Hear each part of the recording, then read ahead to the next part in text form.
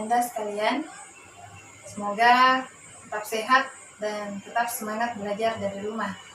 Nah, untuk pertemuan ini kita akan membahas tentang metabolisme. Metabolisme merupakan keseluruhan proses kimia yang terjadi di dalam tubuh. Metabolisme ini meliputi segala aktivitas hidup yang bertujuan agar sel tersebut mampu untuk tetap bertahan hidup, tumbuh, dan melakukan reproduksi. Semua sel penyusun tubuh makhluk hidup memerlukan energi agar proses kehidupan dapat berlangsung. Sel-sel menyimpan energi kimia dalam bentuk makanan, kemudian mengubahnya dalam bentuk energi lain melalui proses metabolisme. Metabolisme berasal dari kata metabol, yang artinya perubahan.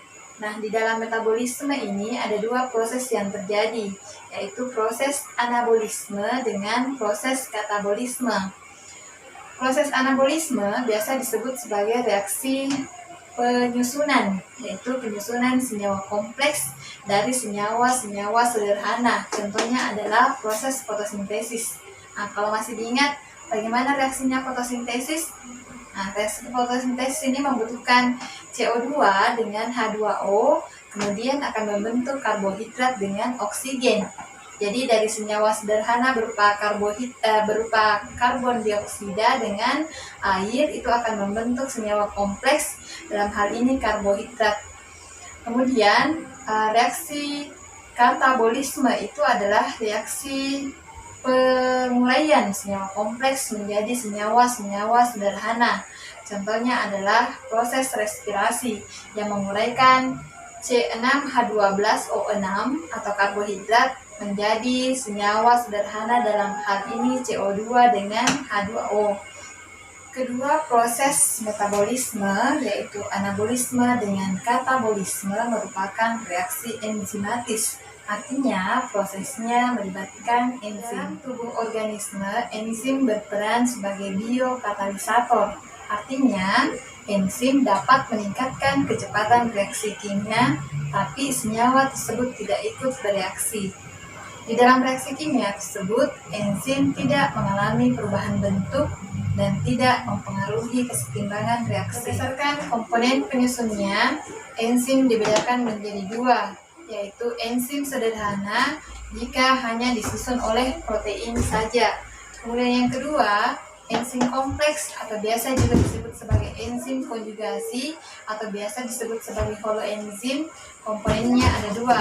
Yang pertama ada bagian protein, ini biasa disebut dengan apoenzim. Biasanya dia lebih mudah terdenaturasi akibat pemanasan. Kemudian komponen yang kedua ada komponen non-protein. Ini biasa juga disebut sebagai gugus prostetik. Sifatnya lebih termostabil, artinya tidak mudah rusak oleh pemanasan. Bagiannya dapat berupa koenzim atau kofaktor. Koenzimnya dapat berupa senyawa organik, misalnya vitamin, NADH dengan koenzim A. Sementara untuk senyawa kofaktornya berupa senyawa logam atau senyawa anorganik. Contohnya adalah ion Zn, ion Cu, ion Mn, Fe. Sifat-sifat enzim yang pertama adalah enzim merupakan senyawa protein.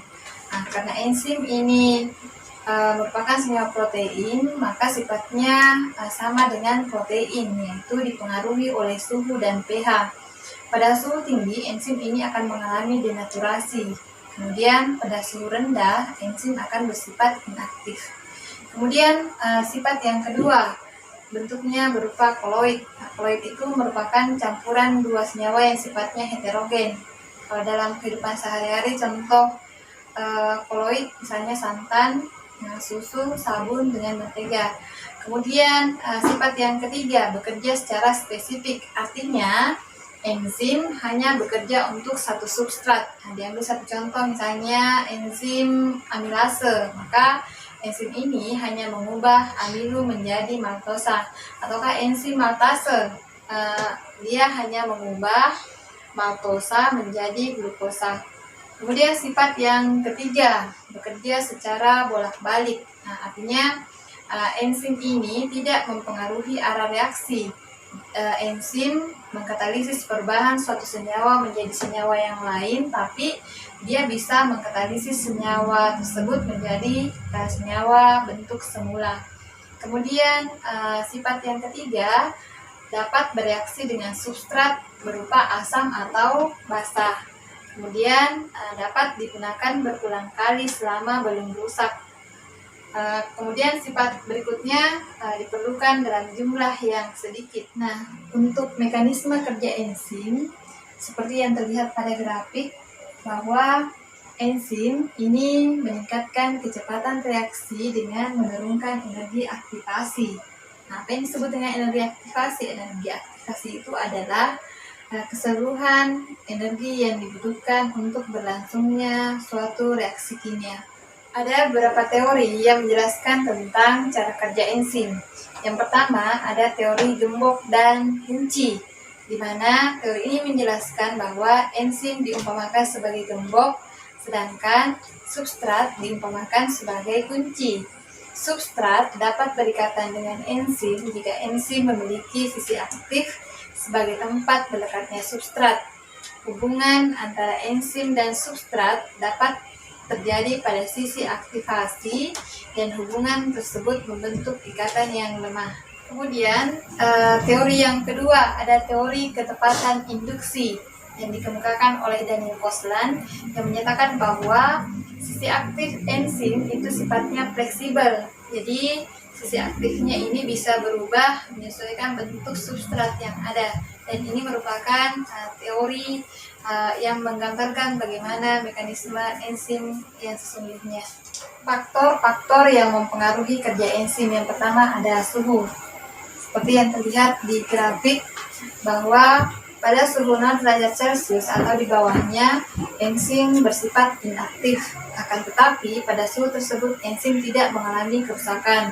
Jika kemudian suhu dinaikkan sampai batas optimum, aktivitas enzim ini mengalami peningkatan.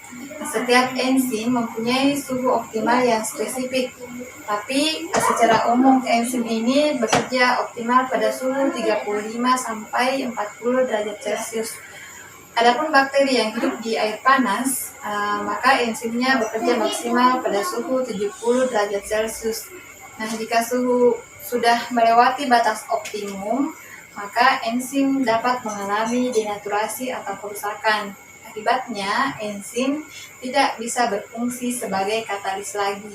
Faktor yang kedua yaitu perubahan pH.